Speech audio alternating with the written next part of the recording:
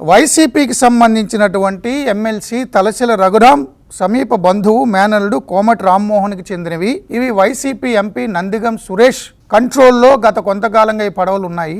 ఈ పడవలన్నింటినీ మూడింటిని ఒకేసారి కట్టి ప్రకాశం గేట్లని మోదేలాగా చేశారు. గేట్లు దెబ్బతిన్నాయి.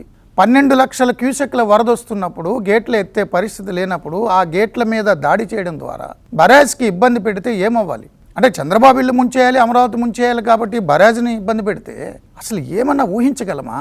ప్రకాశం బరాజ్ కనుక ఏదైనా అయితే ఊహించగలమా? బెజవాడ, గుంటూరు నగరాలు, కింద సముద్రం వరకు కలిసే లంక గ్రామాలు ఏమైపోవాలి?